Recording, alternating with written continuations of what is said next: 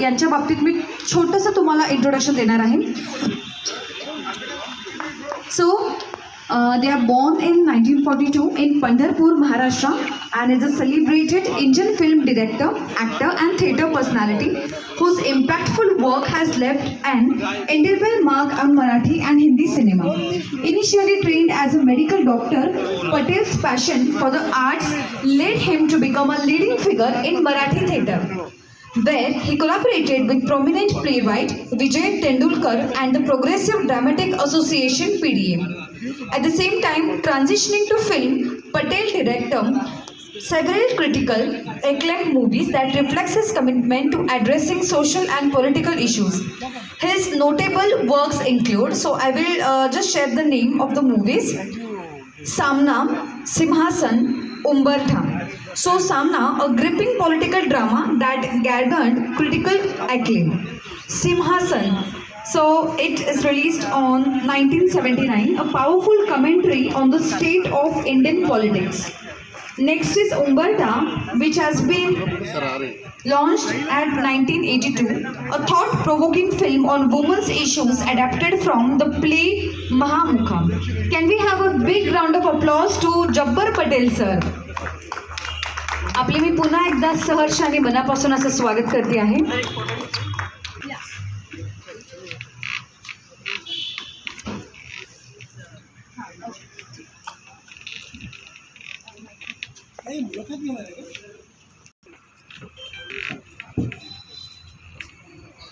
Okay, तर या ठिकाणी आपण सरांसोबत एक एक्सपिरियन्स ऐकणार आहेत की सरांना film festival, international film festival या ठिकाणी ते आलेले आहेत. कसं वाटतंय सर एक्सपिरियन्स तुम्हाला?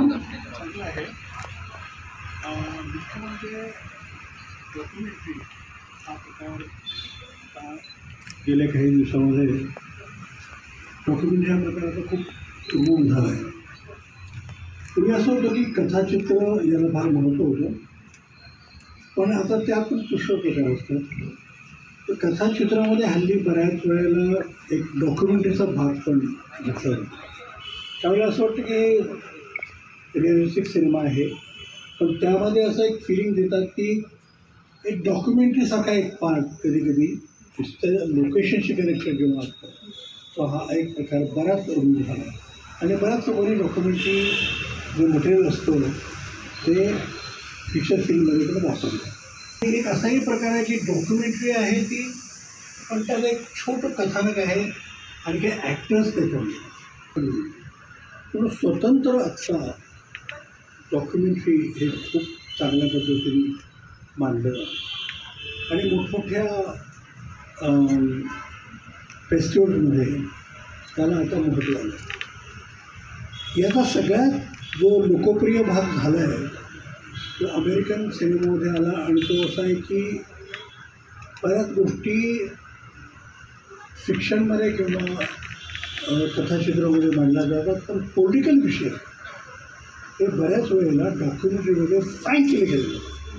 तर ज्या देशामध्ये असं स्वातंत्र्य आहे, काही देश आहेत, त्या ठिकाणी हा एक भाग फार प्रामुख्याने वापरला. आणि महत्त्वाचं म्हणजे त्या देशाचे प्रश्न आहेत जे सोशो पॉलिटिकल असतात प्रश्न, ते बरेचसे सोशो पॉलिटिकल प्रश्न असतात, ते मांडलेलं डॉक्युमेंटरी साधन खूप छान उपयोगी पडतं. आणि बऱ्याच वेळेला खूप फ्रँक मांडलं जातं. एक आणखीन एक प्रकार असा आहे की सांस्कृतिक गोष्टीमध्ये पण एक डॉक्युमेंटेशनसाठी म्हणून डॉक्युमेंटरीचा फार चांगला उपयोग होऊ शकतो. उदाहरणार्थ एक चांगला नट आहे, त्याची ऑटोबायोग्राफी असते किंवा बायोग्राफी असते, चित्रकार आहेत, ह्या लोकांच्या बायोग्राफिकल गोष्टी करण्यासाठी म्हणून एक डॉक्युमेंटरीचा फार चांगला उपयोग होतो. याचं कारण असं की त्यावेळेचा देशाचा जो इतिहास असतो ते सांगणारे लेखक आहेत, कलावंत आहेत, यांचं एक प्रिझर्वेशन राहतं. प्रत्येक वेळेला एखादं वाद्य असतं किंवा एक समूह असतो, त्यांच्याशी बोलण्यात पण एक वेगळं डॉक्युमेंटेशन त्यावेळेला तरुण वर्ग जो म्युझिकमध्ये असतो किंवा नृत्यामध्ये असतो किंवा नाटकात असतो ते डॉक्युमेंट असतो. माझं भाग्य आहे की मला बऱ्याच वेळेला डॉक्युमेंटरीजमध्ये करतात. मला स्वतःला असं वाटतं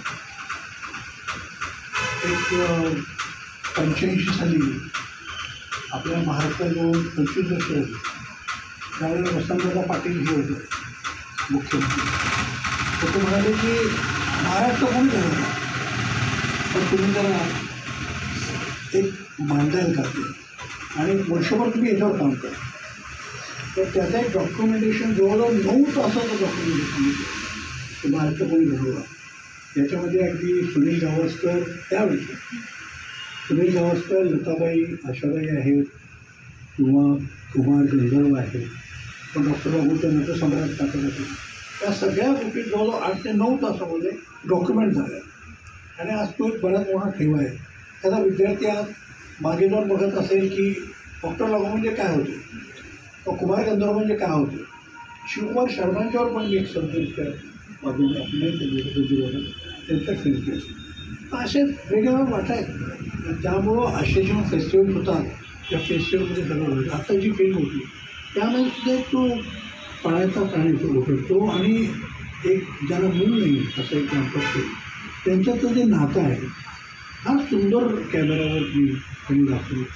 म्हणजे विशेष असं होतं की समुद्र, पाणी, समुद्राच्या वेगवेगळे सीझन्स आणि हे दोघं आणि त्या भेटणार जो प्राणी येतो हां तो मध्ये गायब होतो, तो एक हळावं. त्यामुळे असं वाटतं की एक प्रकारे एक मानवी भावना जी आहे त्यामुळे वेगळ्या पद्धतीने त्यांनी करू शकतो. चांगली ओपनिंगची फिल्म होती. Jasbir, thank you very much for and thank you very much for inviting me here because it's my very favorite place. It's my home, another home, because I feel so proud of this archive because we have preserved the best of Indian cinema here. And I now remember Vijay Ansam, who has done so much for archive.